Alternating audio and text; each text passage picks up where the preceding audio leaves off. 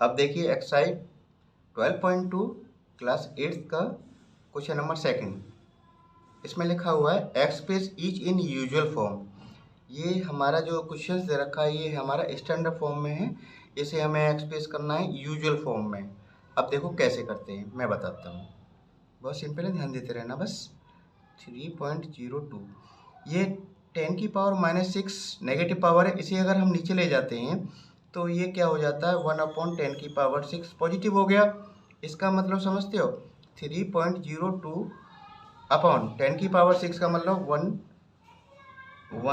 2 3 4 5 6 zero आएंगी, 10 की power 6 है ना।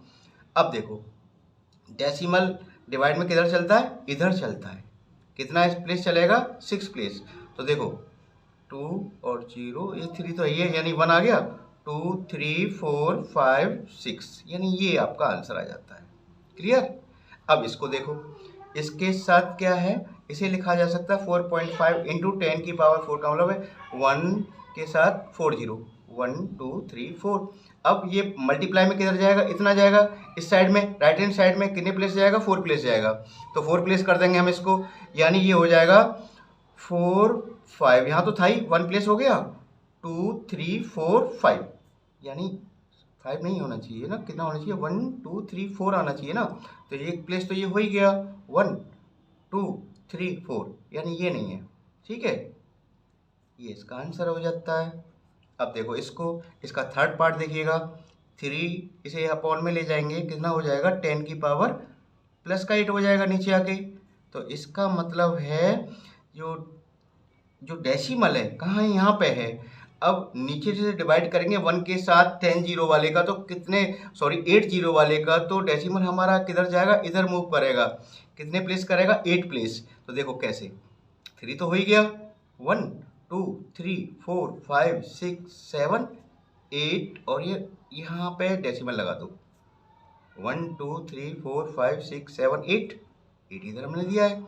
अब देखो इसको, ये 10 के 1 के साथ कितना जीरो है, 9 जीरो है। तो 9 प्लेस इधर चला देना इसको, इधर। ठीक है, 9 प्लेस इधर चलेगा तो देखो 1 2 3 4 तो है ही है, 4 तो हो ही गए प्लेस, 1 2 3 4 1 2 3 4 5 और लिख देना, वो 5 जीरो और आ जाएंगे 1 2 3 4 5। पॉइंट यहाँ आ गया, यहाँ लिखो या ना लिखो बात एक ही है। ये इसका आंसर हो जाता है यूजुअल फॉर्म।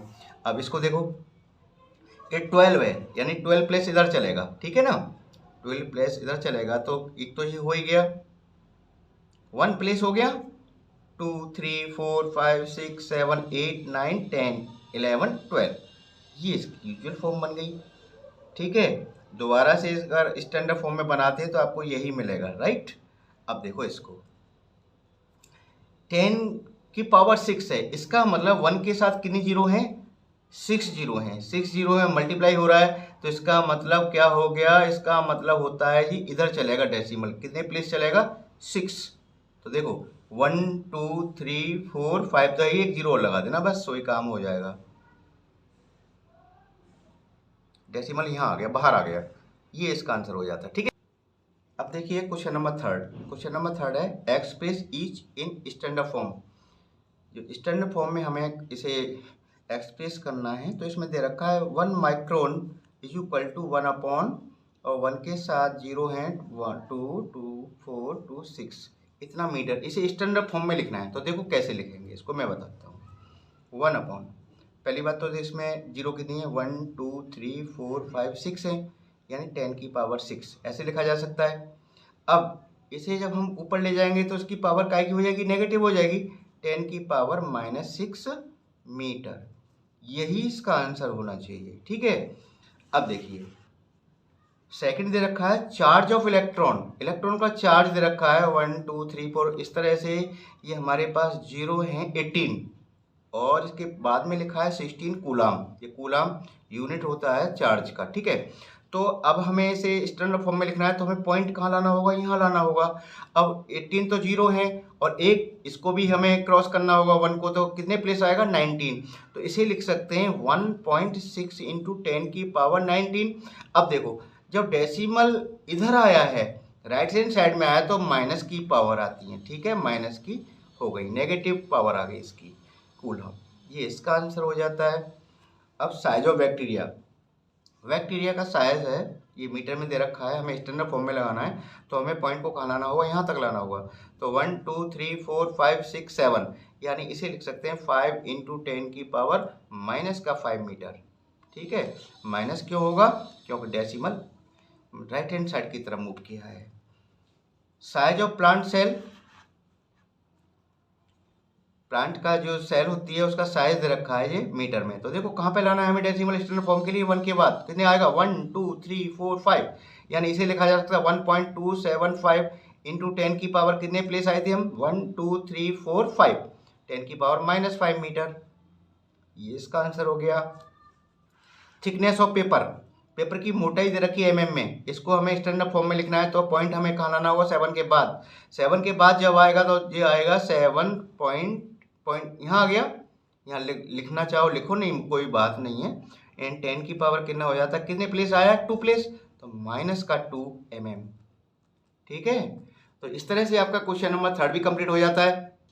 अब देखिएगा क्वेश्चन नंबर 4, क्वेश्चन नंबर 4 में कह रहा है the thickness of a book, एक किताब की जो मोटाई है वो है 20 mm, तो थिकनेस ऑफ 5 बुक हैं तो उनकी थिकनेस कितनी होगी, तो 20 × 5, यानी ये हो जाएगा 100 mm, ठीक है।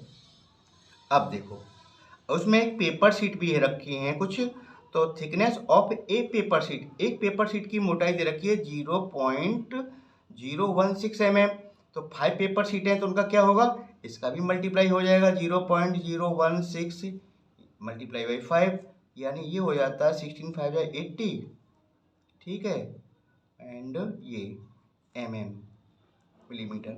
अब टोटल थिकनेस क्या हो जाएगी, देखना, टोटल थिकनेस यानी किताब की और पेपरों की दोनों की हम प्लस कर देंगे, तो ये है आपकी 5 बुक्स की थिकनेस इतनी है और 5 पेपर शीट की इतनी है, इन दोनों को क्या कर देंगे, हम ऐड कर देंगे, ऐड करेंगे तो क्या इतना आएगा, देखो 100 + 0.08, ऐसे रहने देना, आगे वाली जीरो मत लिखना, ये कितना हो जाता है 100.08 mm, मिलीमीटर। अब हमें स्टैंडर्ड फॉर्म में लिखना है, अब स्टैंडर्ड फॉर्म में देखो कैसे लिखेंगे, पॉइंट हमें कहाँ लाना है, डेसिमल यहाँ लाना है, तो ये हो जाएगा 1.0008 × 10 की पावर कितना आ गया, पॉजिटिव पावर आएगी ना, या 2 प्लेस आया इधर लेफ्ट साइड में, तो पॉजिटिव आएंगी 2 mm। इस तरह से आपका ये क्वेश्चन नंबर 4 और ये एक्सरसाइज भी कंप्लीट हो जाती है। ओके, थैंक यू बच्चों।